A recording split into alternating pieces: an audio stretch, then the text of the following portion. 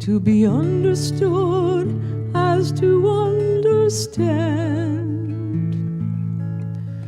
to be loved as to love with all my soul.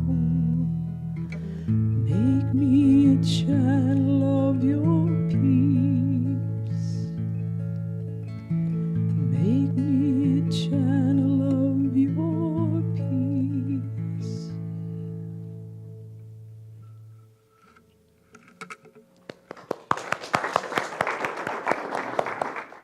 Good morning, everyone. Happy Sunday. Great to have all you these wonderful, beautiful lights here today. I have been inspired this week by a number of different things, and I wanted to talk a little bit about how some of the inspiration has come to me, and then some of the inspiration that I've experienced and received. And one of the things that came to me this week was a little thing called wisdom of babes. Have you ever heard the phrase out of the mouth of babes? And certainly I know we all have. And it comes from simple truths that sometimes comes out of the mouth of those that we think are innocents, and they are in many ways. But here's a few that I thought were really very profound and worth repeating. Patrick, age 10, said, "Never trust a dog to watch your food." And Michael, 14, said, "When your dad is mad and asks, do I look stupid, don't answer him." And then Michael, of course, again, the wise man that he really is, said that also, never tell your mom that her diet is not working. And then, of course, Randy was another wise soul, said he's 9 years old, and said, "Stay away from prunes." One wonders how he discovered this bit of wisdom. But and Kyo, age 9, said, "Never hold a dustbuster and a cat at the same time." Very wise. And Naomi, 15, said, "If you want a kitten, you start out by asking for a horse." Right. There we go. And then Lauren, age 9, said, felt markers are not good to use as lipstick. And then Joel, age 10, said, don't pick on your sister when she's holding a baseball bat. Good, very wise, yeah. And then Eileen, age 8, said, never try to baptize a cat. Probably a good plan. This week, actually, it was offered to me a few weeks ago, but I was over visiting with our wonderful friends Betty and Ted, and they're going to be saying aloha to us here before too long. We're going to miss them certainly. But as I was there, I happened to walk by into one of their park areas, they had a beautiful, nice area, and I saw this lovely statue, and it was actually just the kind of statue that I had been wanting to put into my yard. And I just mentioned how much I really appreciated it, and they kind of looked at me and said, would you like to have it? Bless their hearts, such giving people, and so thank you so much. They offered this wonderful statue of St. Francis. And I've always kind of wanted a statue of St. Francis in my yard, because there's something about the imagery and the particular St. Francis that I really liked was the one where St. Francis is holding the dove. Many of you have seen this, I'm certain. And St. Francis is the patron saint of animals, but also of nature, just in nature in general. And so as I was thinking about this, I just got really inspired to recall the prayer of St. Francis. And I'm going to talk a little bit more about that as I go in my lesson. But one of the things that really spoke to me is how things come to us in life in different ways, how things come to us in ways that are there for us to notice and pay attention to. I was kind of really thinking about and praying about and listening, and kind of clueless about what my Sunday lesson was going to be. And then I remembered that I needed to go pick up the St. Francis, and all of a sudden I went, duh. Oh yeah, okay, listen, you got to pay attention to some of these things. Sometimes life brings you awarenesses in ways that you hadn't really thought of before in just everyday life. and insights and possible ways of being inspired and uplifted. And I came across this writing when I was looking for my lesson that I posted a long time ago, actually. And this is from Joel and Michelle Levy, who are two wonderful spiritual teachers. And this is from Rabbi Zalman Zakhtar Shalomi, once helped us to understand the relationship between the active and receptive dynamics of questioning prayer and intuition. He reminded us that our lives are filled with prayers, albeit mostly unconscious ones. When we are hungry, our prayer for food organizes our attention to look for restaurants or fruit trees or whiffs of dinner on the wind. When we are lonesome, our prayers of companionship organize our attention to notice people who have partners and those who have potentially are available, which is kind of interesting. If you drop a big stone in the pool, it sends out and draws back a big wave. The moment there is a yearning in our hearts or a question in our minds, consciously or unconsciously, there are echoes of information intuitively available to us. The answers or clues might be revealed in the patterns of a cloud, in a bird's song, or by what a person 3 seats over is saying. As we learn to listen more deeply, we discover that the answers to our questions are always here. Though generally speaking, our circuits are usually too jammed to hear them. That was a really good aha for me to remind myself of really asking the question, but making sure that I'm really open to hearing and listening to the answer, not just in the way that I think it's supposed to come, right? Yeah. I was reminded of this story that back during the one of the Super Bowls, I think it was 27 or something like that. I don't remember, 37, one of the Super Bowls sometime back. They had a commercial on there for FedEx. Some of you may remember this commercial, and it was a spoof on the movie Castaway that had Tom Hanks in it. You guys, how many of you seen that movie, Castaway? I thought most everyone had, yeah. I love that movie. It's one of my favorites, actually. Well, they did this spoof on this story of the Castaway in this commercial, and they had this guy that was all bedraggled, that had looked like he'd been on the island for 20 years or whatever, and coming up to this person's door with a package, FedEx package naturally, under the arm, and comes and gives it to the lady at the door, and he says, by the way, I'm just curious, I'm wondering if you would mind telling me what is in the package. And she said, oh, really not much of anything, just a GPS satellite, and there's some matches and some, let's see, a satellite telephone, a global positioning system, a compass, a water purifier, and, some seeds, just some odds and ends. And I thought about that, and I thought, what a great analogy of how often we have resources in our midst and in our possession that we don't even recognize or don't even know are there, that we don't notice, or we're not opening the package for some reason. We're not really paying attention and noticing. I had another interesting experience with that this week. How many of you were here for our Burning Bowl ceremony earlier, last year? Did you get your letters this week? Some of you got your letters? Yeah.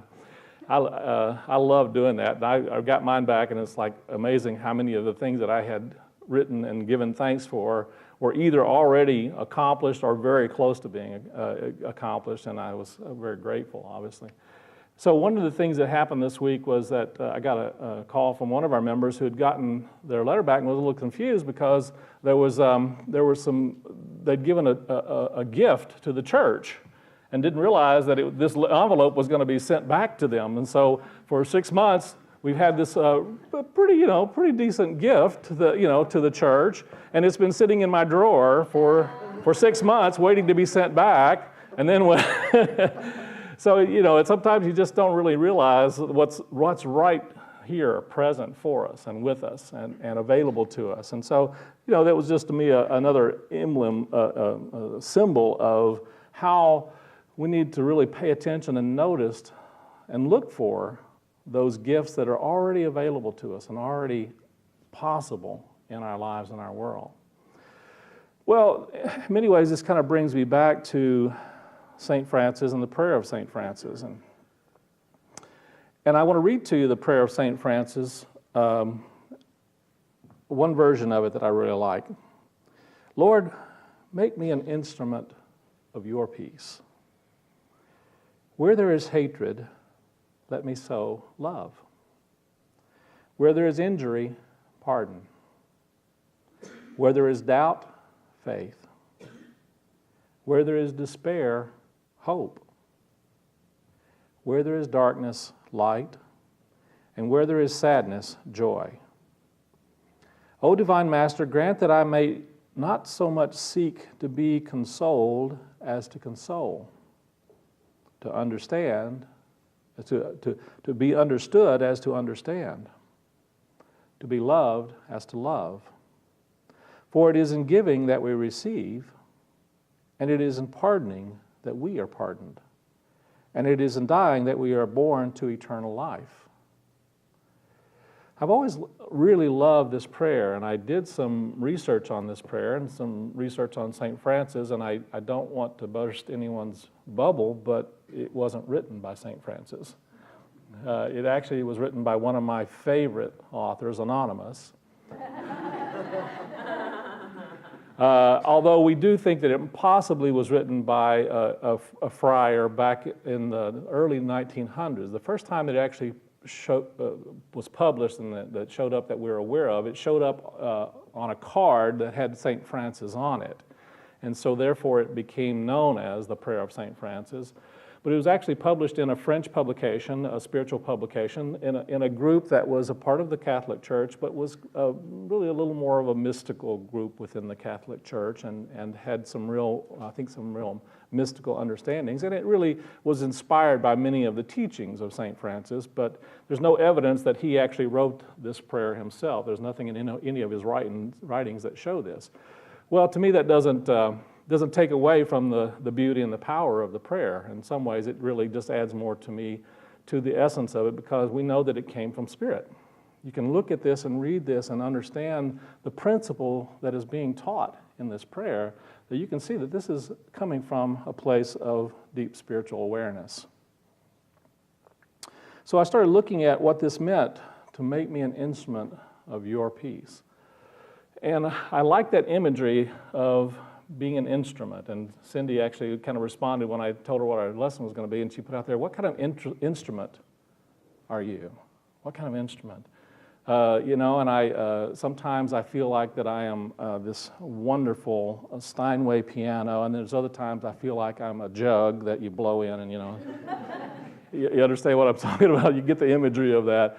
But any way that we show up in life, there is that within us that is allowing us to be an instrument through which the music of Spirit can play. And a part of our work, I think, as spiritual beings is to allow that instrument, that music, to play through us in whatever instrument form we take in the moment at whatever experiences we are going through. Sometimes we show up as Steinway pianos, and sometimes we're just kind of the old jug that you blow in, or just a rattle, baby's rattle. And life is giving us all kinds of opportunities to allow that music to come through. I love that it says, Lord, make me an instrument of your peace. This week I have to say that I have found myself challenged with that, because occasionally I do look at and listen to and read news. I try not to, but occasionally it does catch my attention from time to time.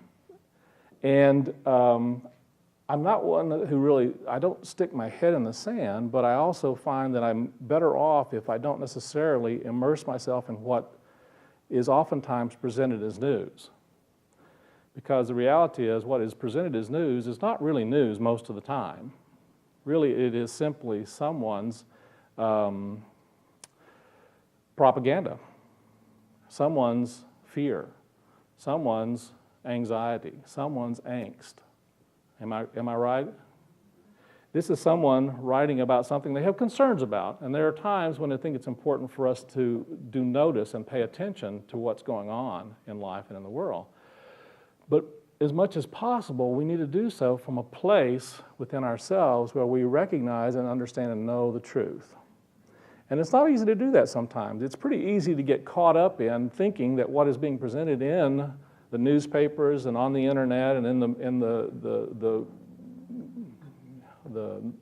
television, that's the reality of life. And I'm going to suggest to you that there are things going on in life and things going on in the world that are difficult and that are challenging. And it can really draw us into being a part of the difficulty and the challenge. And the reason I say that is because in Unity we understand that our thoughts are creative. Our thoughts, our feelings, our emotions, that we are participating in creating our world. And I'm going to suggest to you that we are participating in creating our world, not just our little world that we live in our little home, but we're participating in creating our world on a grander scale as well. You and I are created in the image and after the likeness of the divine, and we are all connected in this creative process.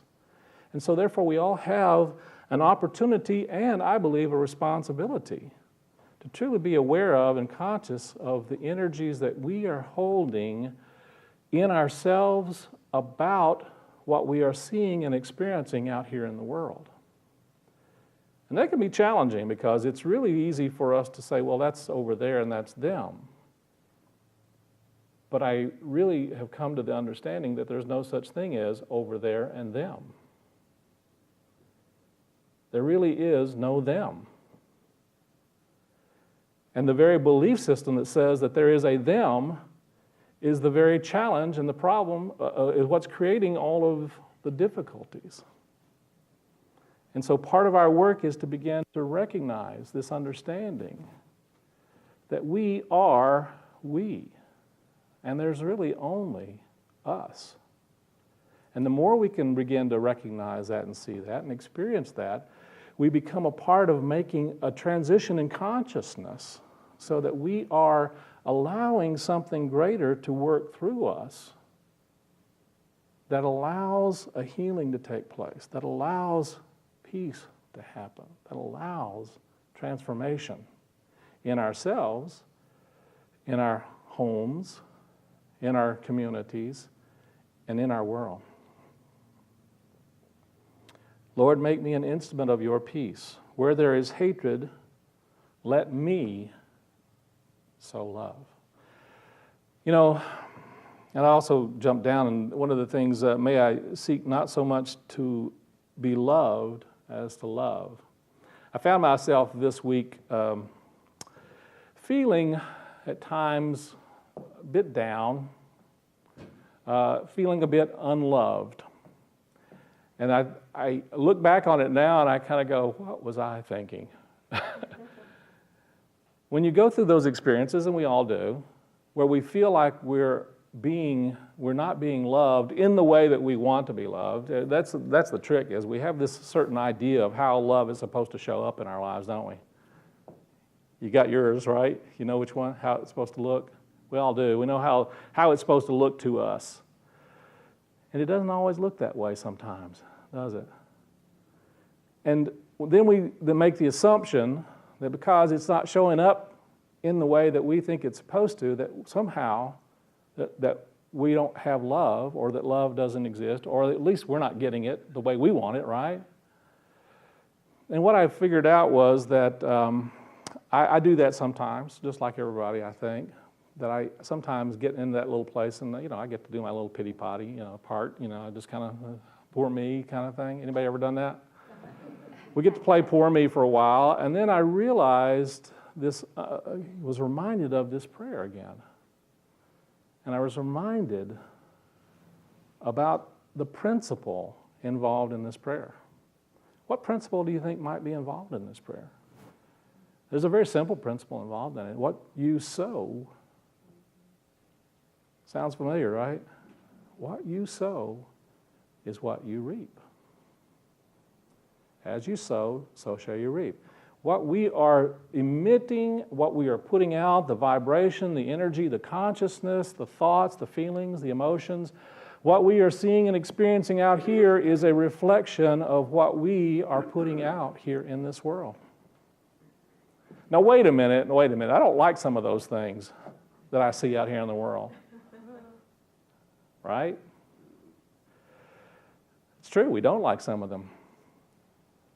And so part of our work is to shift our awareness about that and to notice what it is that we are contributing to those things in our experience in our lives that we are not liking very much. Eric Butterworth says the question we need to ask ourselves is, what's in this from me? We have a tendency to be looking at what's in it for me, right? But the question we need to be asking ourselves, really, to empower ourselves and to be a part of that spiritual process of creation is ask yourself the question, what's in this from me? What is it within me that is allowing me to see this the way that I'm seeing it? To look at this the way that I'm looking at it, to discern or to judge it the way that I'm judging it, to criticize it the way I'm criticizing it. Nobody ever does that, right? And so for myself, one of the things I realized that I was, kind of making some judgments and some discernments, and I realized that I wanted to shift my experience. And the very thing that I needed to do was to begin to think about loving. And I wasn't really at the place where I was ready to do that, so I thought, well, at least let me at least find something I can appreciate, right? Sometimes I can't really jump from where I am in the pity party and, into, okay, I love everything and everyone. And I try to do that sometimes, but it's pretty fake most of the time. You know how that is. We try to get there, but we're not quite there. So at least maybe we can think of something we can be appreciative of, to be grateful for. And so I started thinking of things that I could be grateful for and things that I appreciated. And as I began to think about little things that I was appreciating about the circumstance, about the situation, about the people involved, I noticed that I was beginning to experience things a little differently. And I found that there were more things that I could be appreciative of. And then I found myself thinking about some of the things I wasn't very appreciative of, and I said, no, wait a minute. Okay, I've done that long enough. Let's do this for a while. And the more I was able to do that, the more the situation began to evolve into something that was really quite amazing and quite beautiful for me, and began to transform into one that I really began to see and experience a blessing in that moment, because one of the things that I realized was that I had tapped into one of the ways that I had been setting myself up to experience not being loved. From a past experience, a message that I had accepted when I was young, and I had interpreted that as, I'm not loved, and I can't get love the way I want to get love. And by doing my transforming work, I was able to do some clearing of that particular experience and realize that that was absolutely not the truth either. But it provided for me a healing experience of that memory and of that pattern. Now, have I cleared it completely? I don't know. I've done a lot of clearing on it. I feel pretty good with it right now. I feel like it's a different place. I'm in a different place with it. So I began to really find that this prayer is really a consciousness shifter. That's the purpose of it. It's to help us to look at what's in this experience that I can then make a difference about, that I can then give energy to, that I can give a blessing to, that I can give in some way that will shift the consciousness and the energy of myself in that experience.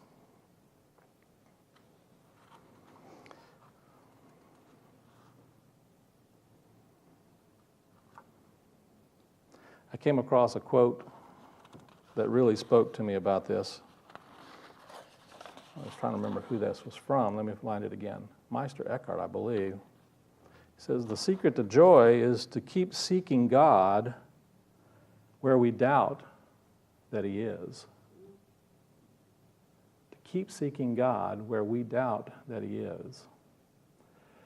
To be looking at life's situations that seem really disturbing and bothersome and frustrating.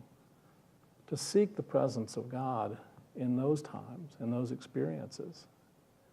And to be able to look beyond our fears, our doubts, our limitations, and to hold an understanding that even in those challenges and difficulties, there's something there that can be uplifting, that can be healing, that can be transforming. We can't always see what those are in the moment, but our work is to continually practice looking for that awareness and being that light in the world. Eric Butterworth says our work is not to set the world right, but to see it rightly.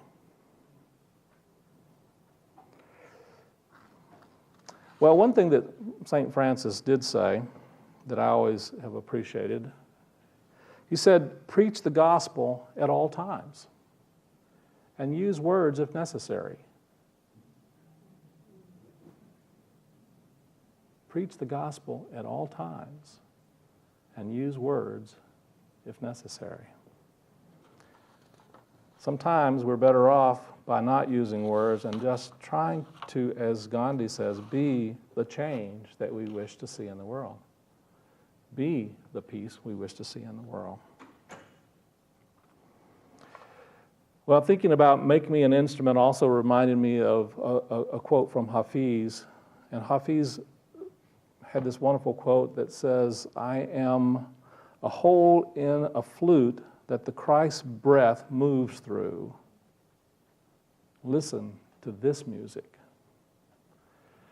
You and I are the same. We are that hole in the flute that the Christ's breath breathes through.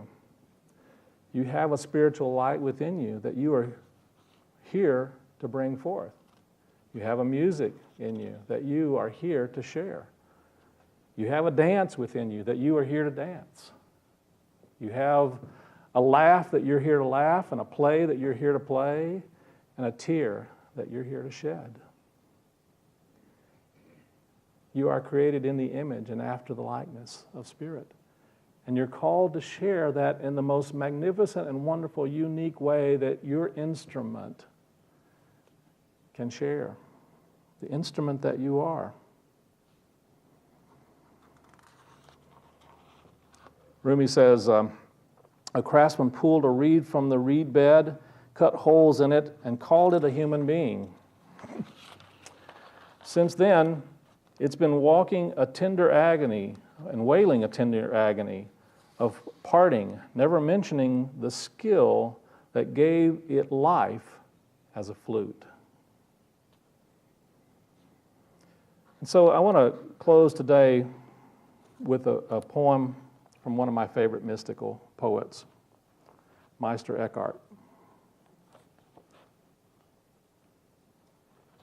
And this one's called To See as God Sees. It is your destiny to see as God sees, to know as God knows, to feel as God feels. How is this possible? How? Because divine love cannot defy its very self. Divine love will be eternally true to its own being. And its being is giving all it can at the perfect moment. And the greatest gift God can give is His own experience. Every object, every creature, every man, woman, and child has a soul, and it is the destiny of all to see as God sees, to know as God knows, to feel as God feels, to be as God is. This is your truth. This is the truth of each and every one of us, and each and every one in this room, and each and every one in your life. So I invite you this week to really take some time to reflect on, to meditate on, and to listen to that question. And what instrument are you? And what's the music that you've come here to play? It's not necessarily the lifelong music. What's the music that you're being called to play in this moment, in this experience, on this day? Listen to that music and let it come through. And you will see and experience an amazing symphony in life. And that's our lesson for the week. Let's take a minute now and move into our meditation time. So move into a comfortable place.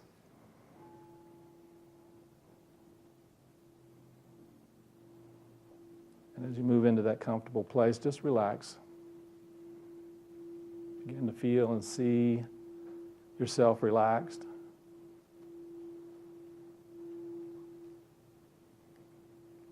Breathing in and out. Begin to feel that sense of peace. To be open to that flow. Allowing your awareness to move to the breath.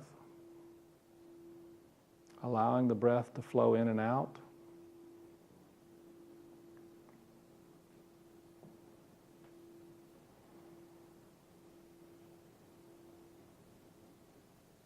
And simply allow these words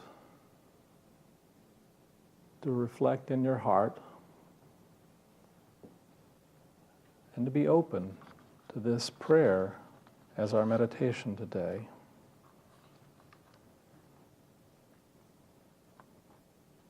Lord,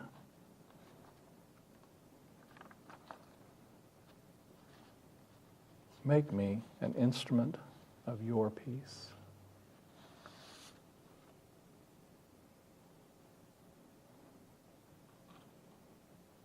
Where I have seen hatred,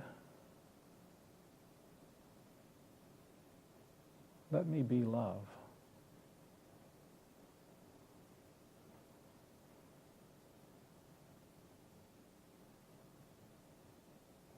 Where I have felt injury,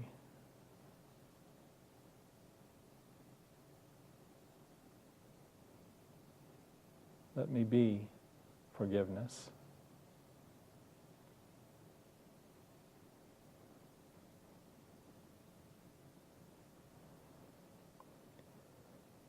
Where I have experienced doubt,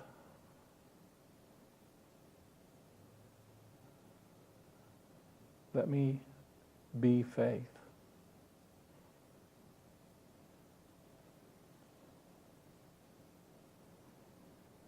Where I have seen despair, let me choose hope.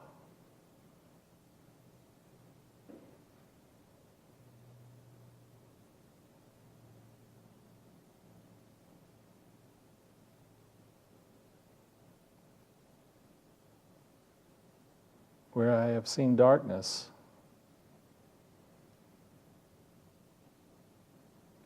let me be light.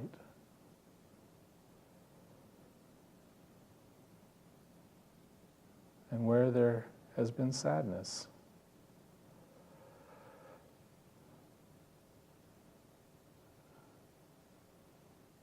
let me share joy.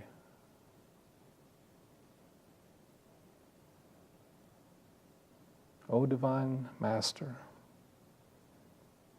grant that I may not so much seek to be consoled as to console, to be understood as to understand.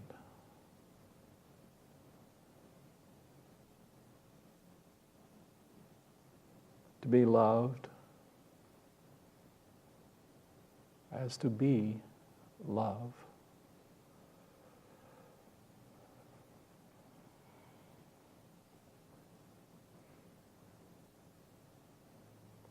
For I know that it is in giving that I am receiving.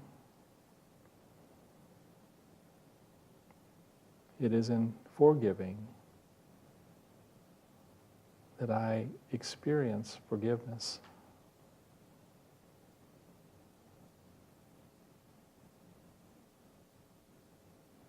And it is in dying to my limited concept of self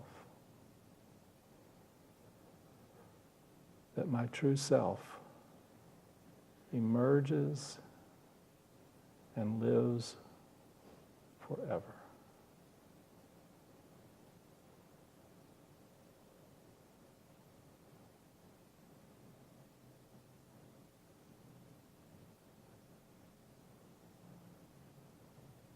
Great Spirit, Heavenly Father, Mother, God, I choose to be an instrument of your peace. Breathe that in now.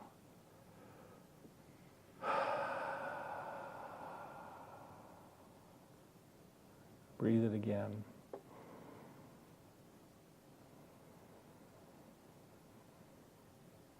And one more nice deep breath. Let your awareness return to this room, this time, this place, and be the instrument of peace that you are.